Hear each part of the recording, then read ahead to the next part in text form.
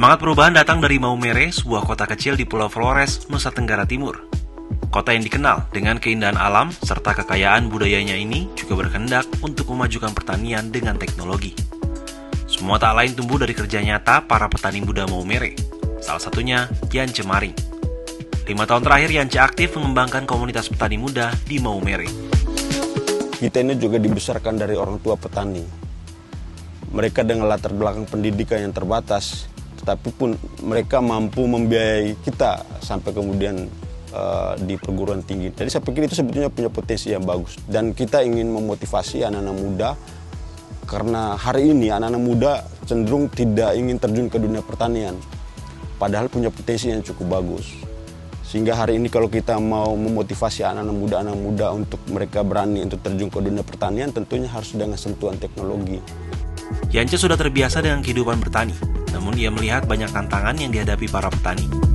Kurangnya akses ke teknologi modern, pengetahuan pertanian yang terbatas, dan pasar yang tak stabil menjadi kendala utama para petani di Maumere.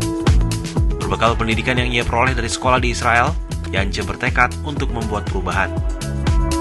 Ketika saya pulang belajar pertanian dari Israel, kemudian saya mulai menerapkan itu. Karena satu hal yang saya melihat dari sana, karena kalau di Israel itu daerah yang cukup kritis dari iklimnya, tanahnya, tetapi pertanian di sana cukup berhasil. Dan yang saya mulai pada waktu itu lahan 1 hektar yang ditanami waktu itu adalah tanaman cabai dan tomat dengan menggunakan sistem irigasi tetes. Kenapa sistem irigasi tetes itu yang saya kembangkan? Karena NTT Sika Maumere ini juga menjadi salah satu daerah lahan kering yang memang kita cukup kesulitan air ketika musim hujan.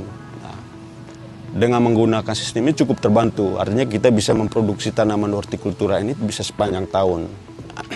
Yang katakanlah misalkan cabai orang hanya bisa tanam 1 kali dalam setahun, kita bisa tanam 2-3 kali. Dan itu yang cukup menguntungkan. Kini Yance mengelola lahan 10 hektar di 4 lokasi. Selain bertani di lahan ini, Yance juga mengadakan berbagai kegiatan pelatihan dan pendidikan bagi petani muda. Yance percaya bahwa generasi muda memiliki peran penting dalam keberlanjutan pertanian di masa depan. Pesan untuk anak-anak muda, pertanian itu suatu profesi yang bagi saya itu sangat menarik dan cukup menjanjikan. Bagi anak-anak muda, marilah kita bersama-sama untuk berkolaborasi untuk membangun sektor pertanian, karena ini adalah menjadi tanggung jawab anak muda. Tantangan terbesar kita dalam 10-15 tahun ke depan, ketika misalkan petani-petani orang tua kita ini sudah selesai, sudah pensiun, maka akan terjadi krisis pangan yang besar-besaran.